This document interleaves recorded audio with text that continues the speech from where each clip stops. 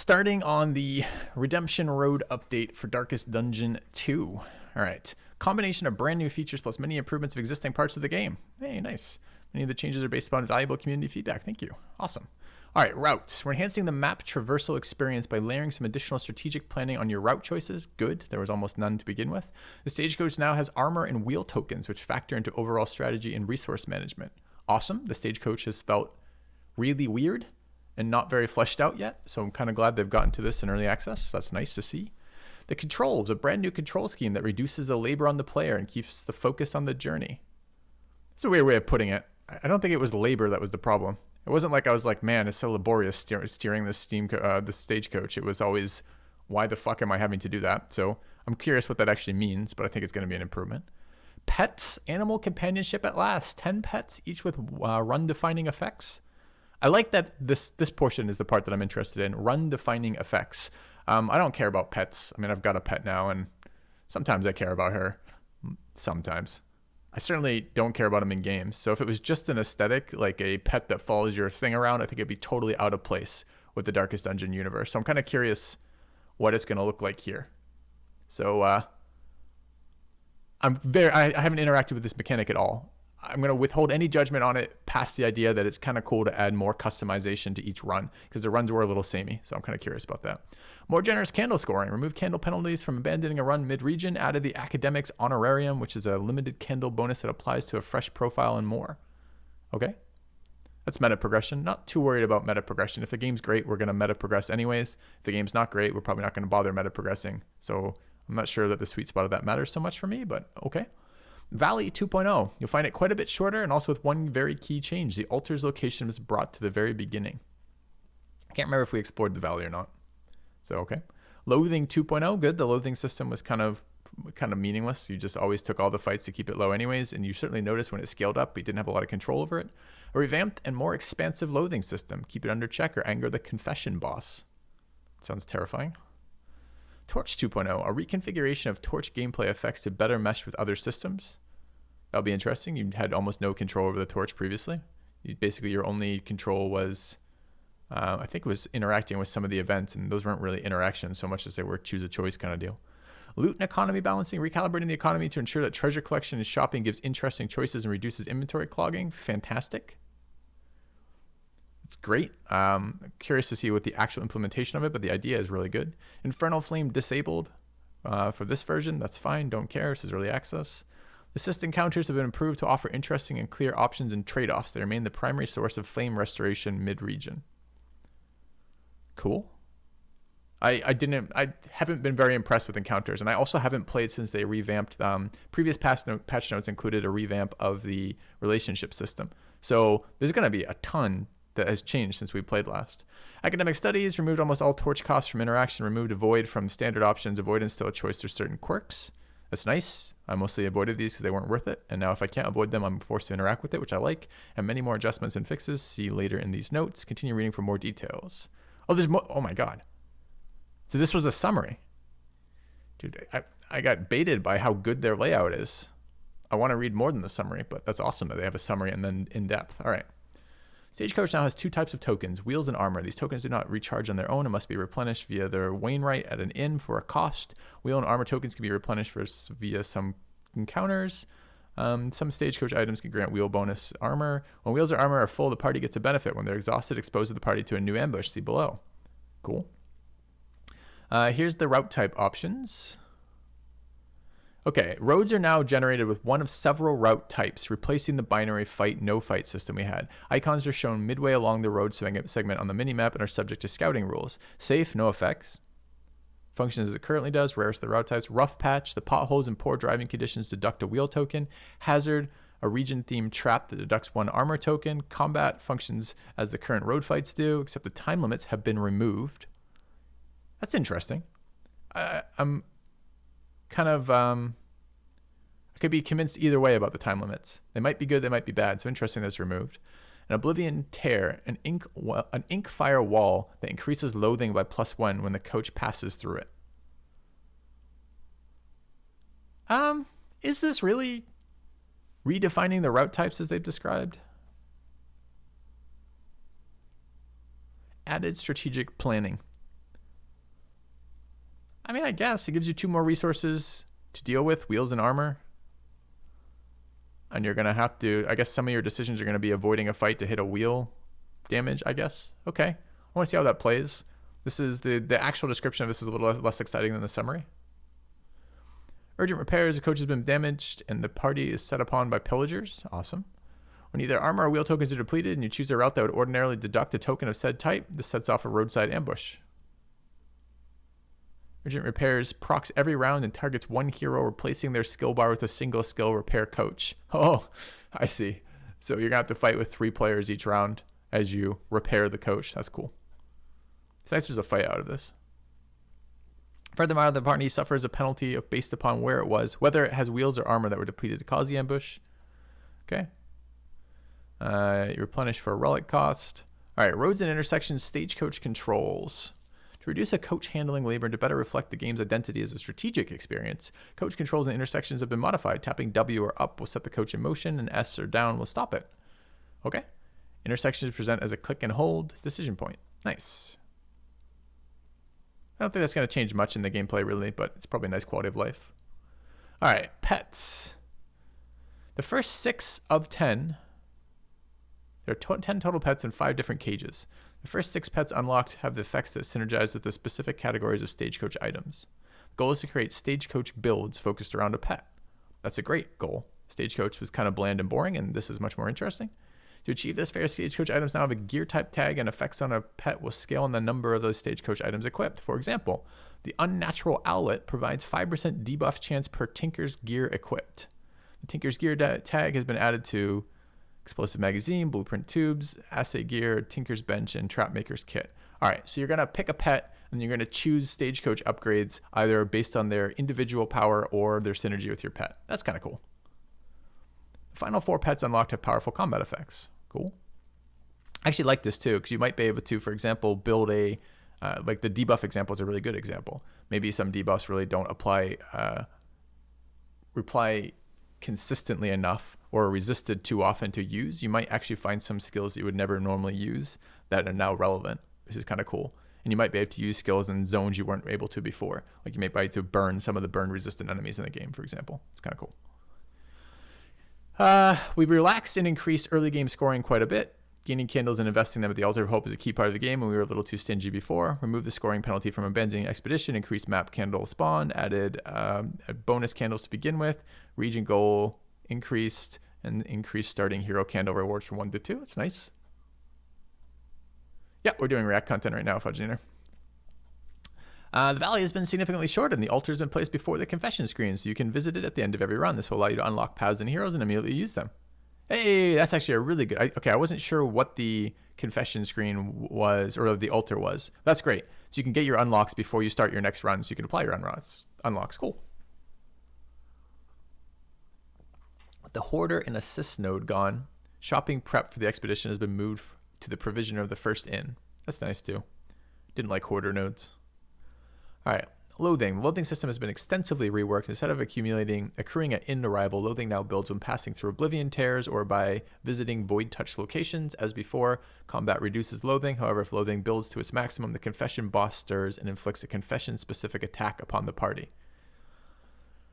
I wonder if we will actually be able to manage loathing enough that we never have this, or if we're going to have this from time to time. I'm kind of curious how often that can spawn, how hard it is.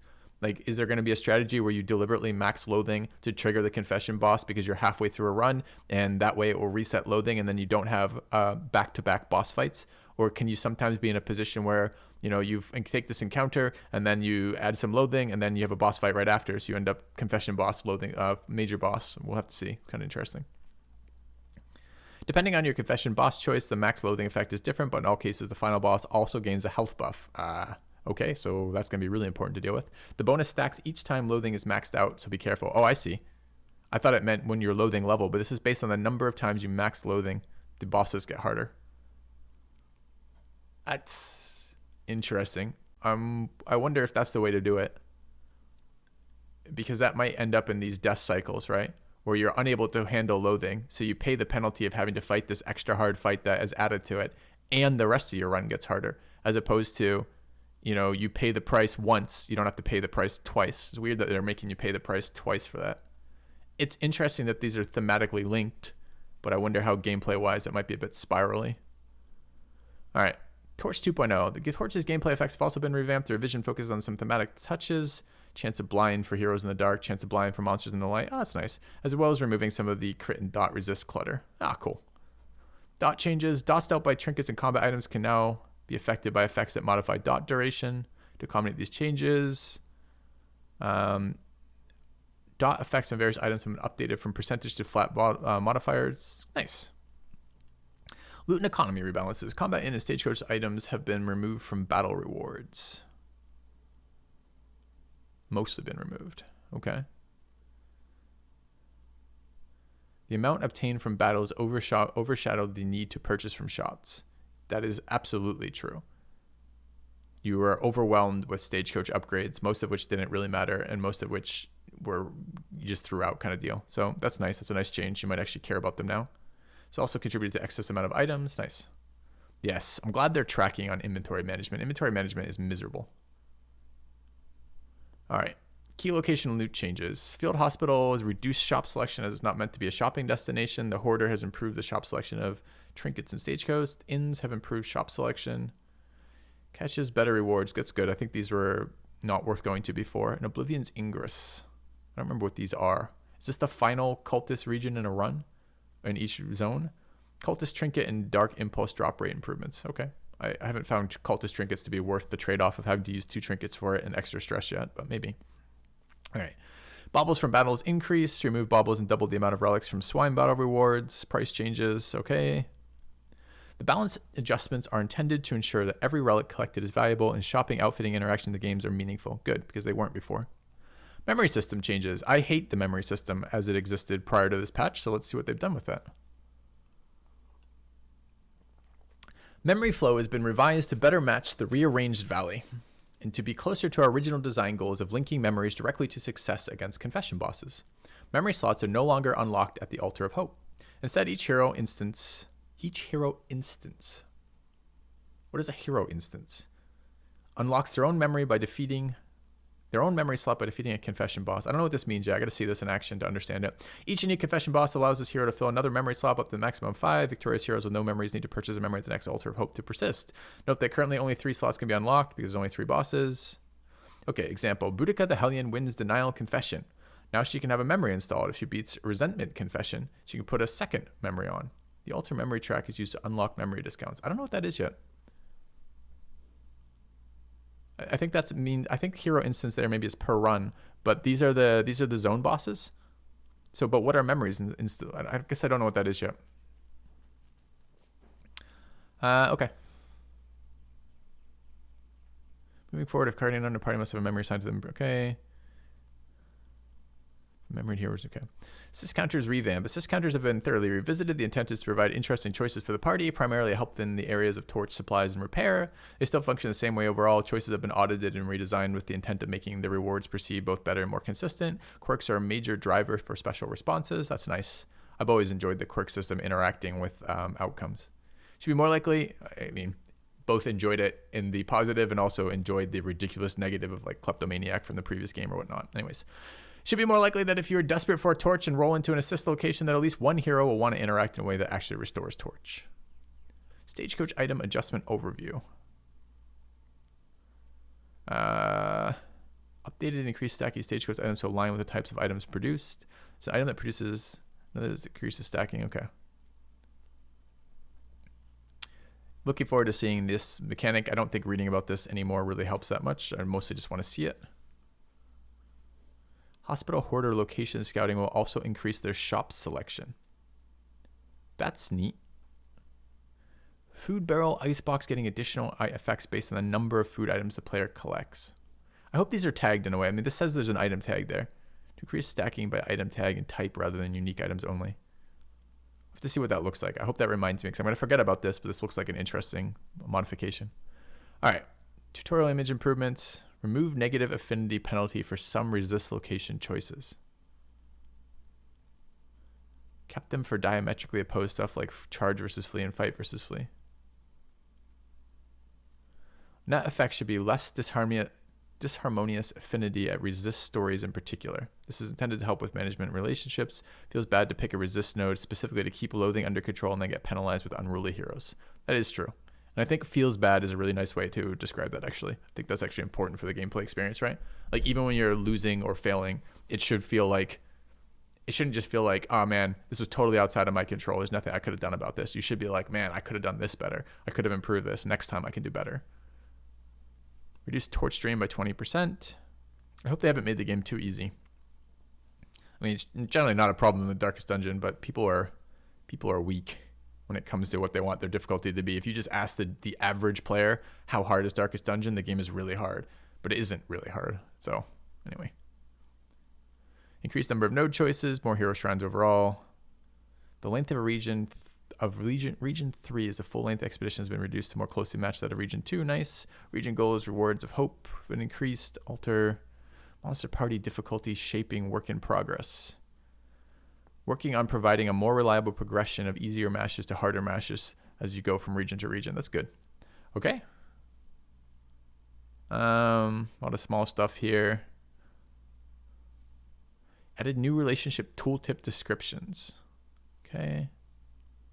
Added new region modifiers, crisp air, foul air, foreboding. Cool. New quirks, good. Gameplay. Kills from dots now count towards item effect triggers and hero goal completion. I don't remember there being hero goal completions. I wonder if this is something that's been changed or I'm just not tracking on that system right now. Okay, that's cool. Effects that remove positive quirks will no longer remove locked positive quirks. Good, that's the whole fucking point of locking a positive quirk. Story choices, especially Oasis, should now properly show stress heal icons. Good. Cultist location is now very unlikely to appear in the first region. Numerous fixes to improper preview icons showing for various good. These are a bunch of bug fixes. Monsters can no longer roll multiple consecutive turns in a standard initiative order. Could they do that before? So what does that mean? They could have gone last, then first, and they can no longer do that? I guess they could always have done that. Okay. Mobilized tokens now stacked to 3. Weak tokens applied Death Door can no longer be resisted. All right. Some hero paths have been converted. This is a big-ass fucking patch. Okay. Some hero paths have been converted to the new skill replacement system. In the cases of paths that have damage, buffs, and debuffs, this will typically result in slightly higher values when factoring the use of tokens such as weaker strength as planned. Okay. I'm not going to read... I think I'm going to just read the skills again when we play them. So I'm not going to read through them here because this would be talking about changes that I'm not tracking on the previous version of, which seems kind of pointless.